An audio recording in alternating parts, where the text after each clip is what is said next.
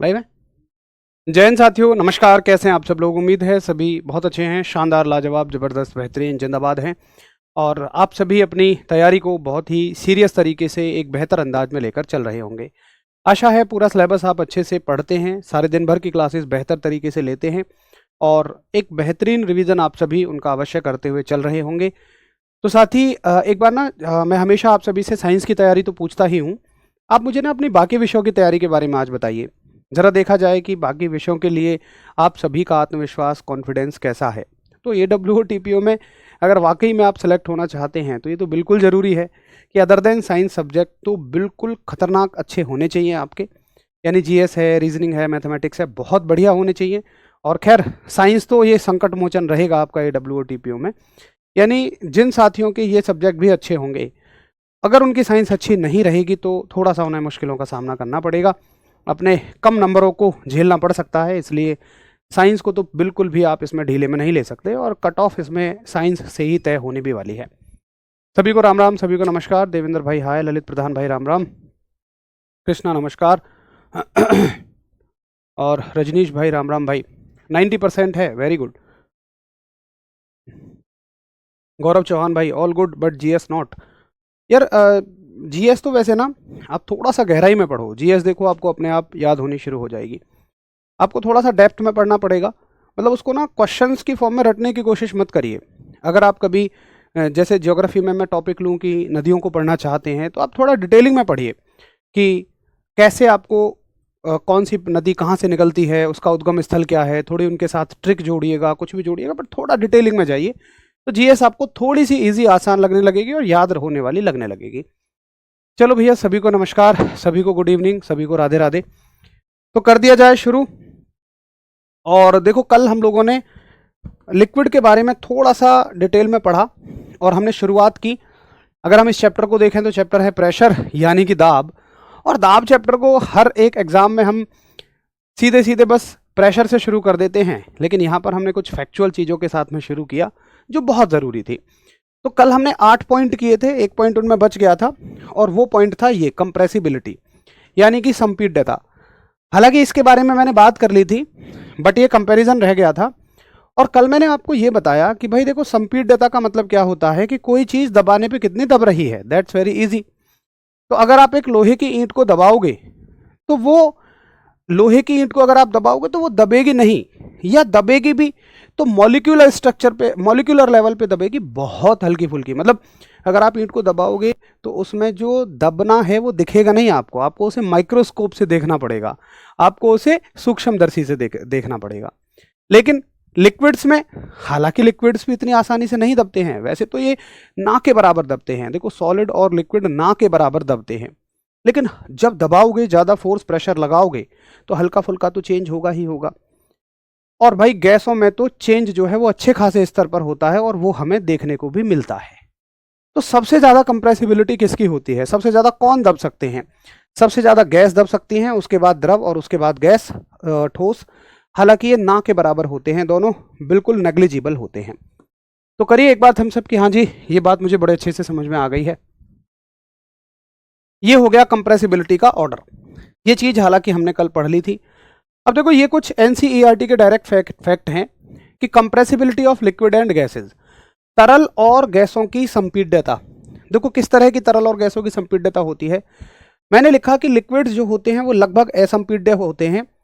अब घनत्व का पॉइंट अभी छोड़ दो, एक काम करता हूँ, मैं ना इसको नीचे ले जाता हूँ और जब मैं डेंसिटी आपको सिखाऊंगा ना तब हम वहाँ इसको सीख लेंगे।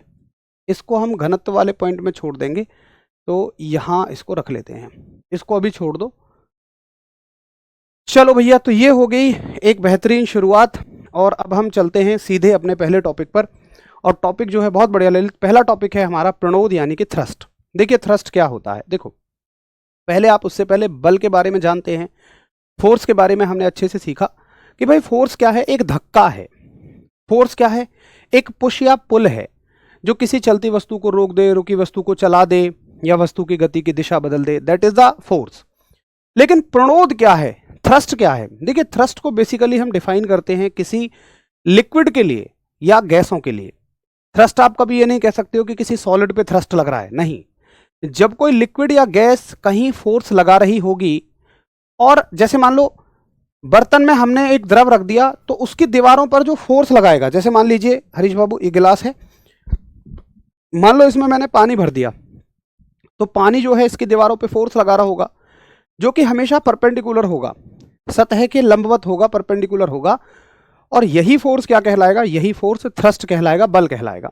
यानी कि पानी हमेशा चाहेगा कि मैं इसमें से निकल के भाग जाऊं, लेकिन अगर तुम ठोस को इसमें डाल दो तो क्या ठोस चाहेगा?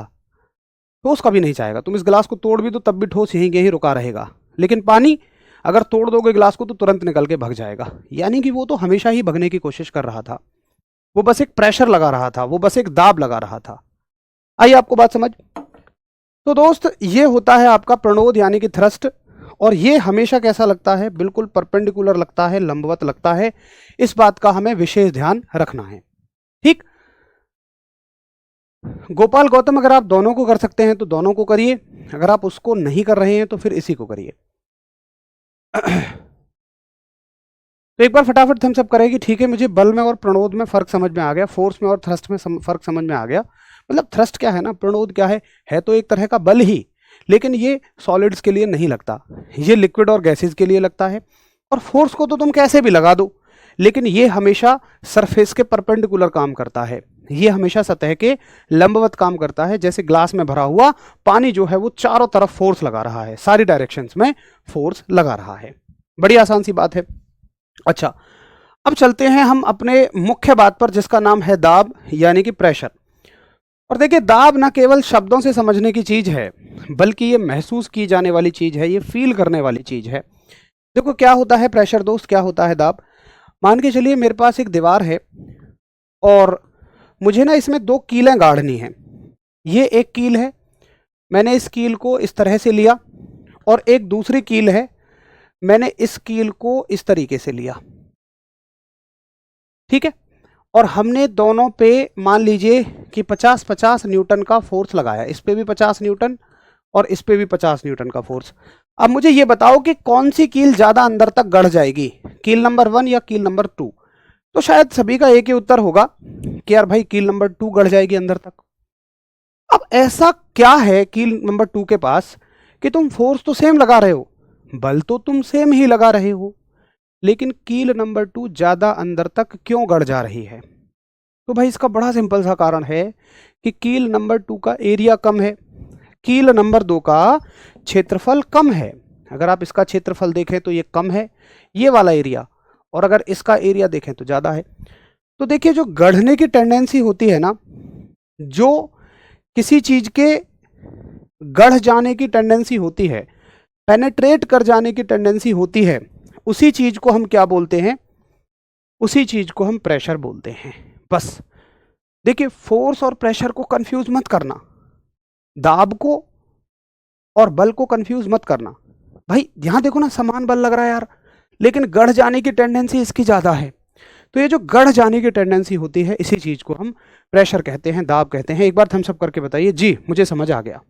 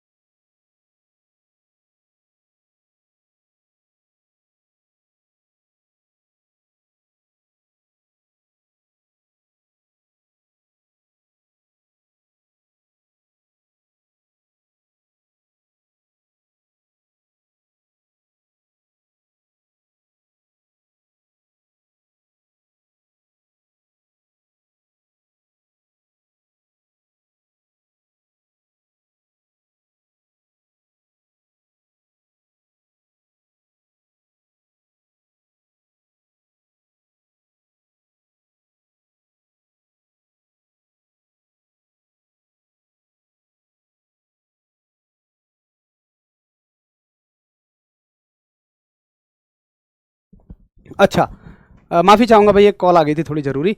तो हमने देखा कि भाई एरिया जहाँ कम होगा वहाँ पर ये गढ़ने की जो टेंडेंसी है ना, ये ज़्यादा होगी। और ये जो गढ़ने की टेंडेंसी है ना, इसी को हम कहते हैं प्रेशर, यानी कि दाब। ठीक। अब देखो एक चीज़ मैं ये देखता हूँ कि प्रेशर का ना एरिया के साथ में उल्टा रिलेशन है। यानी कि एरिया जहाँ कम है वहाँ गढ़ने की टेंडेंसी ज़्यादा है, मतलब प्रेशर ज़्यादा है। और जहाँ एरिया ज़्यादा है वहाँ गढ़ने की टेंडेंसी कम है, यानी कि प्रेशर कम है। तो ये उल्टा रिलेशन हो जाएगा। तो उल्टे रिलेशन को हम इसी तरीके से तो लिखते हैं। और जब हम यहाँ पर एक बराबर का निशान लगा रहे होते हैं तो यहाँ पर क्या आता है, एक नियतांक आता है, कांस्टेंट आता है। और इन दोनों केसों में कौन कांस्टेंट रहा, कौन बराबर रहा, तो मैं कह सकता हूं कि ये फोर्स जो है, बल जो है, ये कांस्टेंट रहा।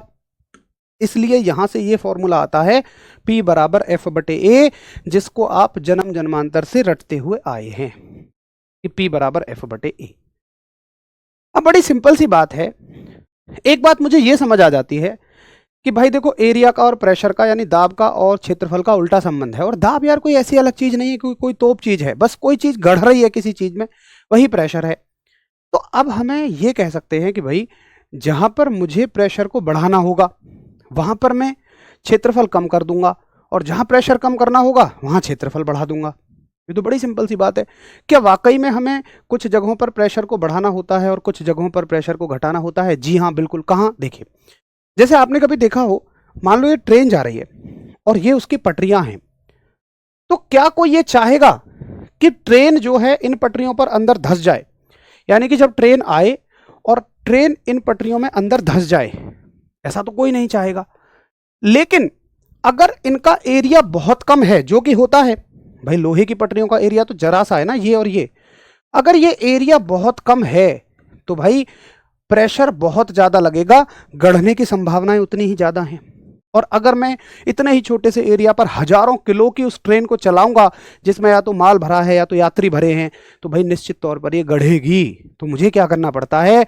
मेरे पास उपकरण है, उपाय है कि भाई अगर प्रेशर को घटाना है, दाब को कम करना है, गढ़ने की टेंडेंसी को कम करना है, तो आपको एरिया को बढ़ाना होगा।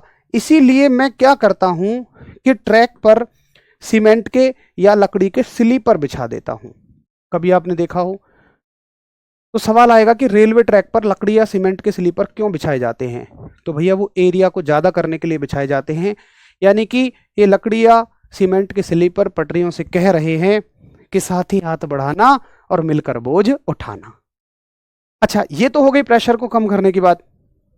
अब प्रेशर जहां मुझे बढ़ाना हो, देखो यहां पर ये कील क्या डिमांड करेगी? अगर मान लो ये कील 50 न्यूटन पे ठुक रही है अंदर दीवार में, तो ये कील 50 पे तो नहीं ठुकेगी। तुम 50 न्यूटन लगाओ, नहीं ठुकेगी। ये कील तुमसे कहेगी भैया अब थोड़ा सा फोर्स बढ़ाओ यार। अब तुम फोर्स बढ़ाओगे भी ना तो हो सकता है कि ये कील टेढ़ी मेढ़ी होकर इधर उधर चली जाए, लेकिन ठुके ना। तो अगर मुझे किसी चीज को प्रेशर बढ़ाना है तो मैं बिल्कुल गधों की तरह फोर्स बढ़ाने पे ध्यान ना दूं। मैं क्या करूंगा? मैं एरिया को कम कर दूंगा। तो बहुत सारी जगह पर हमें प्रेशर को बढ़ाना भी होता है, बहुत सारी जगह पर हमें दाब को बढ़ाना भी होता है। तो जहां दाब बढ़ाना है वहां पर एरिया कम कर दो। भाई एक चाकू से आप सेब काट रहे हो, तो आप क्या चाहते हो कि सेब जब काटो तो अपने यार दोस्तों को बुलाओ, अरे राजू रामू आइयो भैया, कहा बात है कि अरे एक सेब कटवाना है यार, जरा बल लगा, फोर्स लगा भैया, इतना मोटा तुमने चाकू ले रखा, उससे सेब काटने में लगे हो। अरे नहीं यार, उसकी नोक को पतला कर दोगे। और पतला, अब तुम कहोगे यार भैया और पतला कर दें क्या? हमारा चाकू है ऑलरेडी पतला, और पतला कर दें, और कम बल लगाना पड़ेगा। अरे कुछ तो मटेरियल छोड़ोगे उसमें। पता चला लालच में इतना पतला कर दिया कि वो चाकू ही टूट गया। भैया मुर्गी से एक एक अंडा ले लो सोने का, ऐसा थोड़ी है कि पेट ही फाड़ दोगे। तो हमें वहां चाहिए कि प्रेशर ज़्यादा लगे, दाब ज़्यादा लगे, इसलिए मैं एरिया को कम कर देता हूं। तो इसके बहुत छोटे छोटे एग्जाम्पल यही बन जाते हैं। ये मैंने आगे लिख भी दिए हैं कि इसके क्या क्या उदाहरण हैं, ये इसके एग्जाम्पल हैं। अच्छा, यहां से हम और क्या क्या बना सकते हैं? हम बना सकते हैं भैया जी इसका मात्रक, इसकी यूनिट, हालांकि मैंने सब लिख दिया है। तो देखो सूत्र से जो यूनिट बनेगी मित्र, फार्मूला से जो यूनिट बनेगी वो बनेगी बल का मात्रक न्यूटन, एरिया का मीटर स्क्वायर, तो न्यूटन पर मीटर स्क्वायर। और यही एसआई यूनिट बन जाएगी। इसी को एसआई में हम कहेंगे पास्कल। इसी को हम एसआई में क्या कहेंगे? पास्कल। तो न्यूटन पर मीटर स्क्वायर और पास्कल एक ही बात होते हैं। अब तुमने प्रेशर के और बहुत सारी यूनिट भी पढ़ी होंगी, उन्हीं में बार आती है, वायुमंडलीय दाब आती है, टॉर आती है। तो ऐसा नहीं है कि देखो मेरे पास न्यूटन पर मीटर स्क्वायर है और पास्कल है तो मैं बस मज़े लेने के लिए और बनाए जा रहा हूँ कि बच्चों को ज़्यादा पढ़ना पड़े, पेपर में ज़्यादा लिखना पड़े। नहीं, देखो असल में कोई भी चीज़ इसलिए तो बनाई ही नहीं गई है कि उसको पेपर में लिखना पड़े। पेपर में तो लिखना एक तरीका बना लिया। जब सरकार को समर्थ बच्चे चाहिए, वो मतलब जो एंगल उसके नौकरी कराने के हैं वो गुण उसको चाहिए, तो उसने क्या किया कि दुनिया में जो चीज़ें हो रही हैं उन्हीं को सिलेबस बना दिया। लेकिन हम उसको उल्टा समझते हैं। हम मात्रक का अपना एक अलग इस्तेमाल है। वैज्ञानिक अलग अलग मात्रकों को अलग अलग इस्तेमाल करते हैं, वो जहाँ यूज़ होंगे वो मैं बता दूंगा। बस मैं अभी आपको एक मात्रक बता सकता हूँ और वो भी है ये, जिसका नाम है टॉर। टॉर एक दाब का मात्रक होता है जिसको हम बोलते हैं टॉर, TORR। और देखिए टॉर क्या होता है, टॉर होता है पारे के दाब का मात्रक, मरकरी के प्रेशर की यूनिट। भैया पारा ही क्यों, मरकरी ही क्यों? अच्छा मरकरी सबने देखा है ना, नहीं देखा तो चलिए मैं तुम्हें लाइव ही दिखा देता हूँ। ये तो ऐप की क्लास है, इसमें यूट्यूब खोलने में कोई कॉपीराइट भी नहीं आएगा। चलो भैया यूट्यूब, और इस पे थोड़ा सा देख लेते हैं मरकरी। मरकरी मरकरी, अबे कौन आ गई है, मरकरी थोड़ी है। Okay this is mercury. देखो ये एक मेटल होता है, पारा जो है वो एक धातु होती है। मेटल कैसे है, धातु कैसे है, आपने केमिस्ट्री में तो पढ़ा होगा कि धातुएं ठोस होती हैं, जो मेटल्स होते हैं वो सॉलिड होते हैं। बट नहीं, ये इतनी भारी भारी होने की वजह से इसको हम मेटल्स में रखते हैं। हालांकि है तो ये लिक्विड फॉर्म में ही, बट भारी होने की वजह से हम इसको मेटल रखते हैं। तो ये एक वो धातु है जो द्रव अवस्था में है। हालांकि धातुएं ठोस अवस्था में होती हैं, बट ये द्रव अवस्था में है। ठीक है, तो देख ली सभी ने, ये होता है मरकरी। अब देखो इसका इस्तेमाल क्या है, इसका इस्तेमाल होता है दाब को मापने में, प्रेशर को मापने में। बहुत सारी जगह पर इसका इस्तेमाल होता है। वो क्यों होता है? क्योंकि ये बहुत ज़्यादा भारी है, बस यही इसका गुण है। अब अगर आप किसी बर्तन में या किसी ट्यूब में आप 1 सेंटीमीटर की ऊंचाई तक, अगर आप 1 सेंटीमीटर की ऊंचाई तक पारा भर लोगे, मरकरी भर लोगे, तो वो जितना दाब लगाएगा उसी को हम कहते हैं 1 टॉर। ठीक है, तो 1 सेंटीमीटर पारा जितना दाब लगाता है, जितना प्रेशर लगाता है, उसी को हम 1 टॉर कहते हैं। और पास्कल में ये 132.8 पास्कल होता है, बट जनरली हम 133 पास्कल मान लेते हैं। ठीक, तो आया आपको समझ में कि क्यों हम टॉर का इस्तेमाल करते हैं। टॉर एक इसलिए यूनिट बनाई गई क्योंकि पारे के लिए स्पेशल हो गई। पारे ने कहा भैया यार मैं तो देखो इतना काम आता हूँ, तुम्हारे यहाँ यार वैज्ञानिकों के लिए भी काम आता हूँ, मेरे लिए तो अलग यूनिट बनाओ। तो हमने इसकी एक अलग यूनिट बना दी, जिसका नाम दे दिया हमने टॉर। ठीक है, चलिए अब ये सब चीज़ें भैया मैंने लिख दी है कि दाब की निर्भरता किस पे होती है, बल और क्षेत्रफल के लिए होती है, किसके लिए दाब कम होना चाहिए, किसके लिए कम होना चाहिए, इसकी यूनिट लिख दी है, CGS पद्धति में लिख दी हैं। भाई MKS पद्धति में न्यूटन पर मीटर स्क्वायर या पास्कल, CGS में न्यूटन की जगह डाइन लिखोगे, मीटर की जगह सेंटीमीटर लिख दोगे, और 1 पास्कल का मतलब 1 न्यूटन पर मीटर स्क्वायर होता है। यहाँ 10 की पावर 5 का कोई भी लेना देना नहीं है। मैं 10 की पावर 5 सिखाऊंगा आपको बार में, यहाँ 10 की पावर 5 का कोई भी मतलब नहीं है। यहाँ थोड़े से आप कंफ्यूज हो जाते हैं।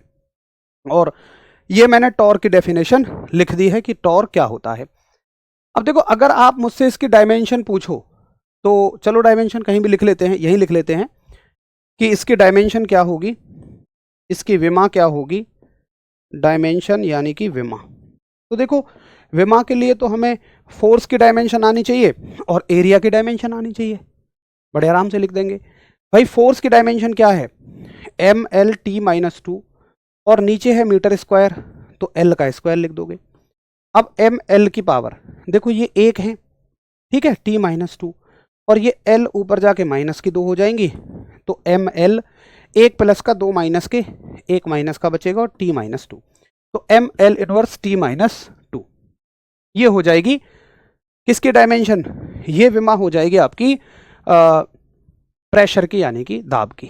अब देखो यहां से एक बहुत प्यारा सवाल बनता है, क्या, एक बहुत गहरे सवाल पर मैं आपको ले जा रहा हूं। देखो इसकी डायमेंशन याद कर लो एक सेकंड के लिए, ML इनवर्स T-2। अब देखो अगर सवाल आए कि ML इनवर्स T-2 और किसकी डायमेंशन होती है, असल में एक ही विमा कई सारी चीज़ों की हो सकती है। तो ये सवाल इंपॉर्टेंट बन जाता है कि अगर कोई विमा, या आपने कई बार देखा होगा कि एक ही मात्रक कई सारी राशियों का होता है और ये हो सकता है, तो जहां भी ये चीजें बनेंगी वो सवाल इंपॉर्टेंट बनेगा। एक नया सवाल तैयार हो गया कि ये मात्रक या ये विमा किन किन राशियों की है, किस किस क्वांटिटी की ये है। तो हालांकि अभी आपने कोई राशि नहीं पढ़ी, लेकिन जब आप सिलेबस को पूरा खत्म कर लेंगे और इन सभी राशियों को पढ़ेंगे और आप रिवाइज करेंगे, तब आप इस फैक्ट को बहुत आराम से रिलेट कर लेंगे और आपके लिए ये एक इंपॉर्टेंट क्वेश्चन के रूप में बन रहा होगा। तो अभी कोई राशि आपने नहीं पढ़ी, तो ये किस किस की विमा होती है? दाब, प्रतिबल, प्रत्यास्था गुणांक। प्रत्यास्था गुणांक में कोई भी प्रत्यास्था गुणांक हो, चाहे यंग हो, चाहे आयतन हो, चाहे दृढ़ता हो। विकिरण दाब ऊर्जा घनत्व, चाहे कोई भी घनत्व हो, वैद्युत ऊर्जा घनत्व हो, चुंबकीय ऊर्जा घनत्व हो, इन सब का विमीय सूत्र समान होता है। अभी आपने कोई राशि नहीं पढ़ी, हर चैप्टर में इन्हें पढ़ोगे, बट रिवीजन के समय पे इन्हें रिलेट कर लोगे। तो करिए एक बार हम सब की, ठीक है भैया यहां तक तो मुझे कोई दिक्कत है ही नहीं। कोई दिक्कत है तो पूछिए।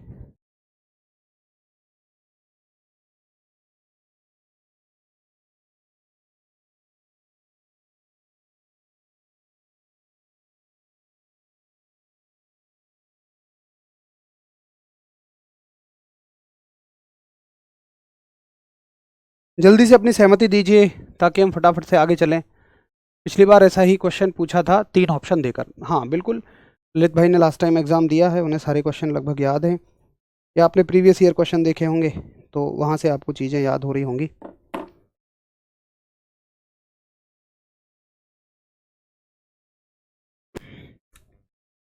तो लिक्विड के प्रेशर से रिलेटेड जो चीज़ें हैं वो मैंने आपको अच्छे से सारी चीज़ें ढूंढ ढूंढ के एनसीईआरटी से, या जो रेफरेंस बुक्स हैं, या जो मेरे पास अपना मटेरियल है, सब ढूंढ ढूंढ के अच्छे से करवा दी हैं। अब हम प्रेशर को छोड़कर अगले टॉपिक पर चलते हैं।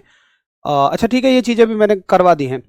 हाँ, कुछ एनसीईआरटी के फैक्ट देख लो, ये जरूरी है। पहली चीज़ तो है कि जो द्रव है, द्रव का जो दाब है ना, या बल है जिसको हम प्रणोद कह रहे हैं, ये हमेशा लंबवत होता है। ये मैंने आपको बता दिया भाई। द्रव के द्वारा लगाया गया बल, जिसको हम क्या कह रहे हैं, प्रणोद कह रहे हैं, जिसको हम इंग्लिश में जो फोर्स है इसको हम थ्रस्ट कह रहे हैं। तो ये थ्रस्ट हमेशा कैसा होता है, ये हमेशा परपेंडिकुलर होता है। देखो एनसीईआरटी के ऐसे ही फैक्ट बन जाएंगे। अब ये फैक्ट देखो क्या गजब का है, मतलब क्यों ना एनसीईआरटी का सवाल हार्ड लगे। देखो ना क्या कह दिया, मान लो वो सवाल दे दे कि कौन सा नियम यह समझाता है कि स्थिर द्रव समानांतर बल नहीं लगा सकता, कि कौन सा नियम यह बताता है कि रेस्ट में जो फ्लूइड है वो पैरेलल फोर्स नहीं लगा सकता। बताओ, तुमने न्यूटन का तीसरा नियम नहीं पढ़ा क्या? पढ़ा है, लेकिन क्या उससे इस सवाल को तुम रिलेट कर सकते हो? बिल्कुल भी नहीं कर सकते हो।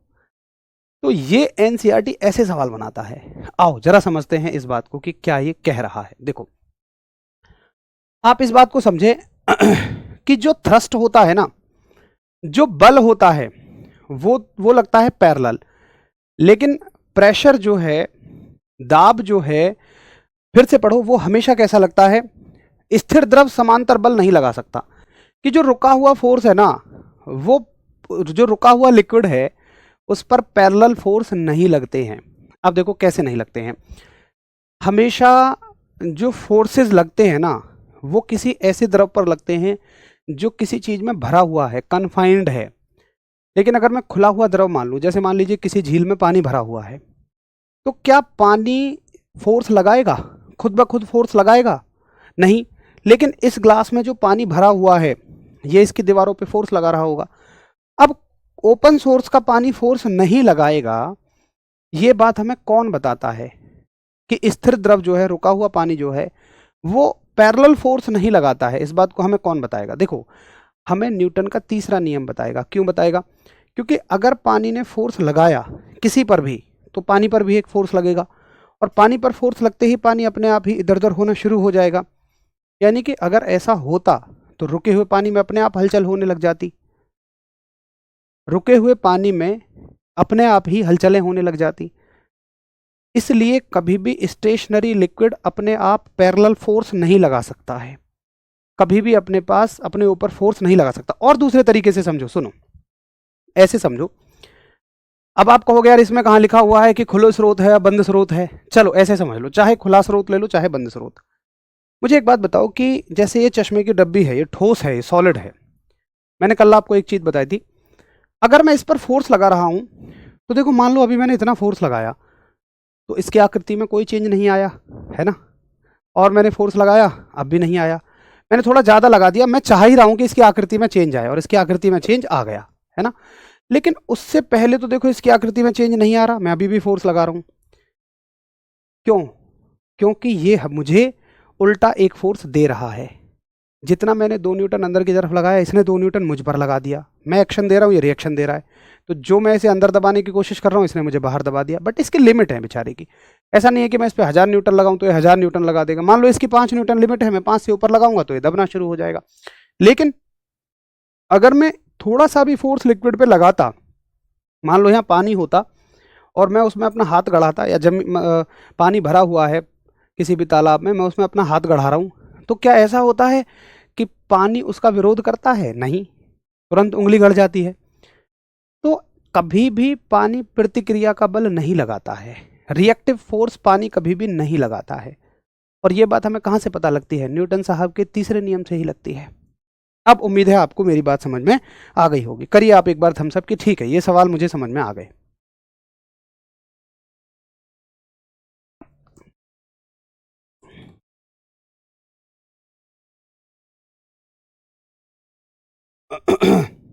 तो ये थे दो एनसीईआरटी के फैक्ट, और मेरे हिसाब से अब आप इसको समझ गए होंगे कि पानी कभी भी रेजिस्ट नहीं कर सकता, पानी कभी भी प्रतिरोध नहीं कर सकता। अगर समझ गए हैं तो प्रेशर अब आपका ओवर है हर एंगल से, चाहे वो एनसीईआरटी हो, चाहे वो बहुत इंपॉर्टेंट टॉपिक हो, चाहे वो एग्जाम्पल्स हों। और अब हम चलते हैं एक मुद्दे को समझने के लिए जिसका नाम है घनत्व, यानी कि डेंसिटी। देखो घनत्व क्या होता है, डेंसिटी क्या होती है। ये ज्योग्राफी में आपने बहुत पढ़ा है कि घने जंगल उन्हें कहा जाता है जब पेड़ों की संख्या एक निश्चित जगह पर ज़्यादा हो जाती है, उसी को हम घना जंगल कहते हैं। अगर आप मान लीजिए कि एक बर्तन में, मान लो मेरे पास ये एक बर्तन है और ये 1 लीटर का बर्तन है, और इसमें मैं पानी लूं, एक में पानी ले लेता हूं और एक में शहद ले लेता हूं, ऊपर तक भर लेता हूं, तो किसका वजन ज़्यादा होगा? देखो वॉल्यूम भले ही दोनों का बराबर हो, लेकिन वजन जो है वो शहद का ज़्यादा होगा, शहद ज़्यादा आएगा। आप भर के देख लेना, 1 लीटर के बर्तन में अगर आप पानी भरोगे तो 1 किलोग्राम भरेगा, और शहद भरोगे तो ये 2 किलोग्राम भरेगा। क्यों? क्योंकि शहद जो है ना वो भारी है। हमारी अपनी बोलचाल की भाषा में हम कहते हैं कि शहद भारी है। अब चलो और इसको थोड़ा सा और एग्जाम्पल को रिफाइन करते हैं, हम सीधे डेफिनेशन की तरफ पहुंचते हैं। मान के चलिए मैंने एक लंबाई भी एक रखी, जिसकी मैंने चौड़ाई भी एक रखी, जिसकी मैंने ऊंचाई भी एक रखी। ये भी 1 मीटर, ये भी 1 मीटर, और ये भी 1 मीटर। अब मुझे इसका आयतन बताओ। अगर आप मैथ्स में नहीं सीखे हैं आयतन तो सीख लीजिए। ये एक घन है, क्यूब है, जिसकी तीनों भुजाएं बराबर हों, और घन का जो वॉल्यूम होता है, मैंने शॉर्ट में ऐसे लिख दिया, इसका जो आयतन होता है वो होता है लंबाई गुणा चौड़ाई गुणा ऊंचाई, 1 1 1, और ये हो जाएगा 1 मीटर क्यूब। तो ये जो घनाभ है ना, ये है 1 मीटर क्यूब का। अब इसमें अगर आप पानी को भरोगे, आप लिक्विड को भरोगे, वाटर को भरोगे, तो जल जो है वो इसमें 1000 किलो आ जाएगा। अगर आप इसमें शहद को भरोगे तो शहद जो है वो 2000 किलो आ जाएगा। अगर आप पारे को भरोगे, मरकरी को भरोगे, तो मरकरी इतना भारी होता है कि मरकरी आएगा 13600 किलो, विश्वास करना मेरा। और अगर आप इसमें लोहा भरोगे, मान लो लोहे का आपने चूरन बना लिया और इसे पूरा भर दो लोहे को, तो लोहा आएगा इसमें 8000 किलो। अब मुझे बताओ कि ये चीज़ें कम ज़्यादा क्यों आ रही हैं? क्योंकि अगर आप पानी और शहद को देखो तो शहद जो है वो ज़्यादा भारी है, और अगर आप पारे को देखो तो पारा तो और ज़्यादा भारी है। तो ये जो भारीपन है ना, इसी चीज़ को हम डेंसिटी कहते हैं, घनत्व कहते हैं, कि कोई वस्तु एक निश्चित आयतन में एक फिक्स वॉल्यूम में कितनी ज़्यादा आ सकती है। इसका कारण क्या होता है? देखिए इसका कारण होता है उसके मॉलिक्यूलर स्ट्रक्चर, उसके अणुओं की संरचना। अगर हम मॉलिक्यूलर लेवल पे जाकर देखें, अगर मैं मानूं कि जल के इसमें 1 करोड़ अणु आ सकते हैं, तो शहद के 2 करोड़ अणु आ सकते थे, क्योंकि जल के अणु थोड़े दूर दूर रहना पसंद करते हैं, तो वो डेफिनेटली कम आएंगे। अब शहद के जो अणु हैं वो पास पास रहना पसंद करते हैं, वो ज़्यादा आ जाएंगे।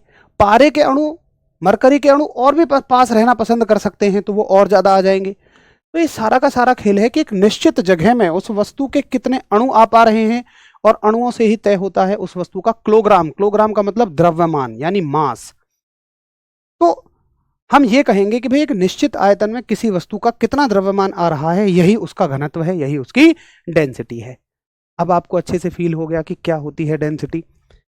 तो डेंसिटी का सिंबल है रो। हालांकि डी भी होता है, बट डी को हम यहाँ ना डेप्थ के लिए इस्तेमाल कर लेते हैं, गहराई के लिए इस्तेमाल कर लेते हैं, क्योंकि गहराई के साथ दाब में बहुत चेंज होता है। तो 2 सिंबल एक चैप्टर में नहीं यूज कर सकते, कंफ्यूज होंगे आप। अब पेपर में कौन सा आएगा, डी या रो? पेपर में सिंबल नहीं आते, पेपर में वो सीधा बोलेगा गहराई या घनत्व। आप चाहे जो सिंबल यूज कर लेना। तो डेंसिटी क्या होती है, घनत्व क्या होता है, कि किसी भी वस्तु का कितना द्रव्यमान आ रहा है एक निश्चित आयतन में, एक निश्चित वॉल्यूम में, यही बन जाती है इस चीज की डेंसिटी। और घनत्व बराबर हम सूत्र पढ़ लेते हैं, द्रव्यमान बटे आयतन। ठीक है, अब देखिए सूत्र, इसका फॉर्मूला क्या होगा, द्रव्यमान का मात्रक क्या हो जाएगा, केजी, और आयतन का मात्रक क्या हो जाएगा, मीटर क्यूब। ज्यादा से ज्यादा इसको ऐसे लिख सकता है कि केजी मीटर की पावर -3। कैसी राशि है, तो भाई ये एक अदिश राशि है, ये एक स्केलर क्वांटिटी है। क्योंकि आप अगर किसी वस्तु का भारीपन बताना चाहते हो तो उसका दिशा से थोड़ी मतलब है। अगर मैं कहूँ कि मेरे हाथ में लोहे का टुकड़ा है, ये कुछ भारी है, तो क्या मुझे बताना पड़ेगा कि ये भारी है पूर्व दिशा में? क्यों? क्या पश्चिम दिशा में बदल जाएगा उसका भारीपन? तो ये एक अदिश राशि है, दिशा से इसका कोई मतलब नहीं होता। तो एक बार बताओ कि हाँ जी, मुझे आपकी बात समझ में आ गई है। सर फ्लूइड और लिक्विड डिफरेंट होता है क्या? सौरभ भाई कल की क्लास देखो, मैंने बहुत अच्छे से उसमें समझाया आपको। थोड़ा इंग्लिश में भी लिखा दो। देखो यहाँ तो कुछ लिखना ही नहीं है भाई। और मुझे एक वो चीज़ बताओ ना, मैंने कौन सी इंग्लिश में नहीं लिखी है। पहली चीज़ तो ये नोट नहीं करनी है आपको यार, मैंने जल और शहद को बस इंग्लिश में नहीं लिखा। उमा भाई मुझे लगता है इतनी तो इंग्लिश सब जानते हैं कि जल का मतलब वाटर है और शहद का मतलब हनी है। इतना तो सभी जानते हैं यार। सर प्रीवियस ईयर क्वेश्चन भी लेकर आना प्लीज़। वीरेंद्र बाबू आप शुरू से नहीं जुड़े हुए क्या? हर एक चैप्टर में मैं आपको प्रीवियस ईयर क्वेश्चन करा रहा हूँ, और आप हर चीज़ देखो, मैं तो बाइलिंगुअल लिख रहा हूँ यार। आप शिकायतें रखो मुझसे, बिल्कुल रखो, मैं सुधार करूंगा, लेकिन वहां जहां गुंजाइश हो। ठीक है, तो ये हो गई डेंसिटी, ये हो गया घनत्व। अब क्या मुझे ये वैल्यू याद करनी है? नहीं, आपको ये वैल्यू याद नहीं करनी है, ये तो जस्ट मैंने आपको फील कराने के लिए बताई है। आपको बस वैल्यू कौन सी याद रखनी है, ये याद रखनी है। ठीक, कि जो जल है ना, अगर आपसे पूछे कोई वाटर की डेंसिटी, जल का घनत्व, तो ये होता है 1000 kg पर मीटर क्यूब। अब देखो एक बात मैं आपसे पूछूं तो मुझे बताइए कि क्या अगर मैं शहद को गर्म करूं, ध्यान से सुनना, तो वो हल्का होना, पतला होना शुरू नहीं हो जाएगा? बिल्कुल हो जाएगा। और पतला होने का मतलब है कि वो ज़्यादा फैलेगा, और फैलने का मतलब है कि वो किसी बर्तन में फिर कम आएगा। अगर ठंडा शहद 1 किलो के बर्तन में, सॉरी 1 मीटर क्यूब के बर्तन में 2 किलो आ रहा है या 2000 किलो आ रहा है, तो गर्म होके वो कम आएगा पक्का, क्योंकि वो ज़्यादा जगह घेरेगा। तो आप डेंसिटी को ना फिक्स नहीं कह सकते हो कि ये डेंसिटी फिक्स हो गई, ये हमेशा रहेगी, नहीं। टेम्परेचर बदलने के साथ बदलेगी, और वो मैं आपको बताऊंगा कैसे बदलेगी, तापमान बदलने के साथ कैसे बदलेगी।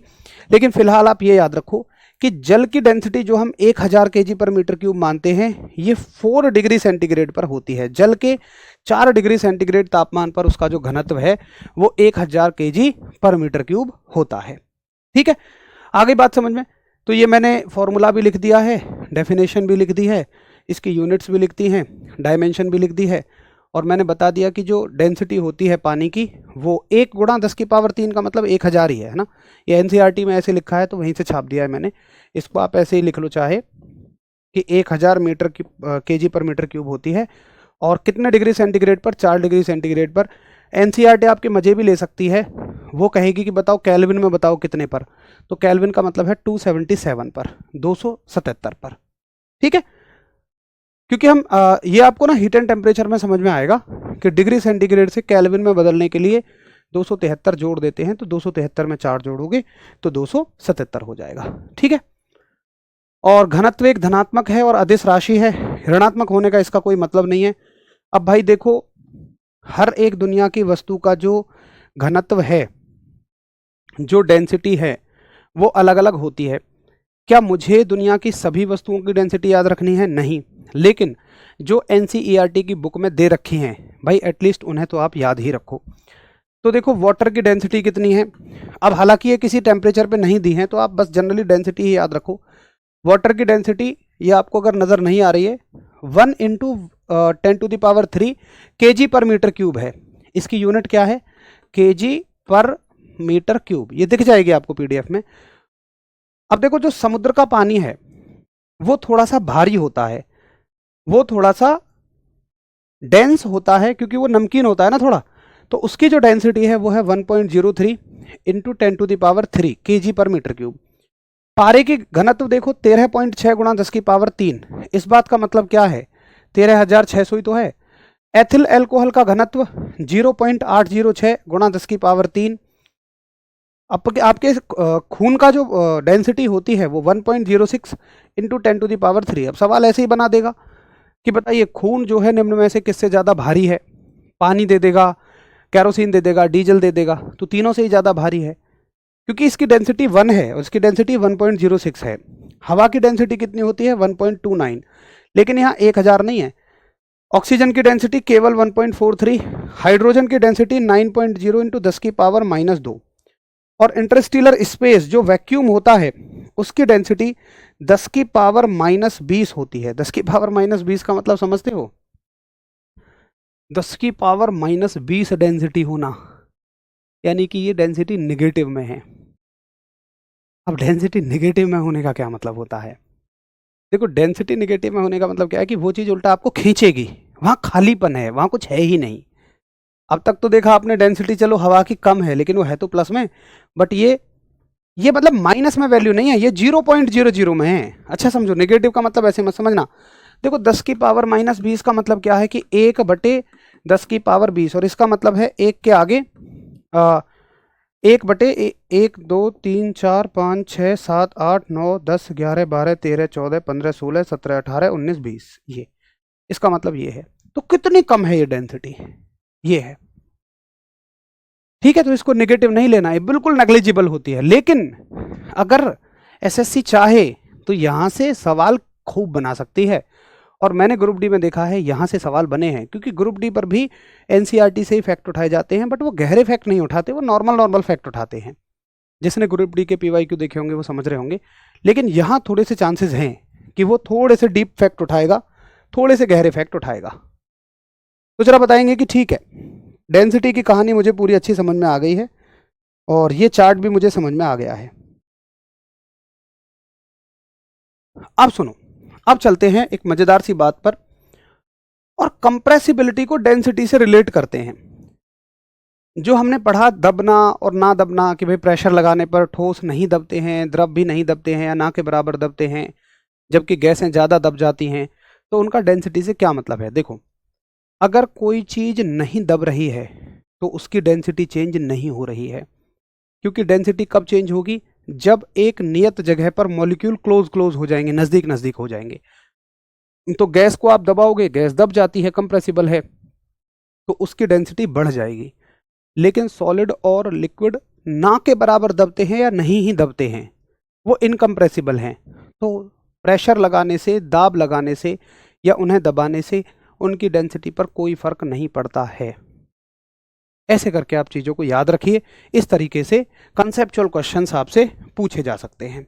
ठीक है, और वो पॉइंट मैं आपको समझा देता हूँ जिसको मैं ऊपर से उठा के लाया था, ये वाला। यही है वो पॉइंट कि जो लिक्विड्स हैं ये लगभग असंपीड्य होते हैं। 100% तो नहीं कहोगे, थोड़ा बहुत तो दबेंगे, लेकिन ना के बराबर, थोड़े बहुत। ये लगभग इनकम्प्रेसिबल होते हैं, यानी कि उनका डेंसिटी स्थिर रहती है। स्थिर का मतलब कांस्टेंट है, मतलब प्रेशर बढ़ाने से वो डेंसिटी चेंज नहीं होगी। किसके बारे में? लिक्विड के बारे में। और इसी चीज़ को आप चाहो तो सॉलिड्स के लिए भी कह सकते हो, है ना। आप ठोसों के लिए भी कह सकते हो, लेकिन बात तरल की चल रही है, बात फ्लूइड्स की चल रही है ना। अच्छा, तो आप कंफ्यूज मत होना, मैं इसको इसलिए हटा देता हूं। सॉलिड्स में तो कुछ पढ़ना ही नहीं है, कोई दिक्कत ही नहीं है उसके साथ। तो बात है तरल की, और तरल को ना हमेशा, अगर ये लिक्विड और गैस लिख रहा है तो इसको ना द्रव और गैस लिखे, इसको लिखे द्रव और गैस। अगर गैस को अलग डिफाइन कर रहा है तो लिक्विड का मतलब है द्रव, तरल नहीं है, तरल में तो दोनों चीज आ जाती। और गैस जो है वो तो हाईली कंप्रेसिबल होती हैं, यानी कि उनकी जो डेंसिटी है ना वो दाब के साथ बहुत तेजी से बदलती है, यानी कि वो दब सकती हैं, वो कंप्रेस हो सकती हैं। तो जरा बताएंगे कि ठीक है, ये बात मुझे भैया जी आपकी बहुत अच्छे से समझ में आ गई है, और मैंने यहाँ लिख दिया है कि द्रव असंपीड्य होते हैं, अतः किसी द्रव का घनत्व सभी दाबों पर लगभग अचर होता है, जबकि गैसों में दाब परिवर्तन पर घनत्व में अत्यधिक परिवर्तन हो जाता है, वहां चेंज हो जाता है। अगर आपको समझ में आ गई हो चीजें तो करिए थम्स अप, और फिर हम थोड़ा सा आगे चलेंगे, और वो चलेंगे हम लोग अब कल।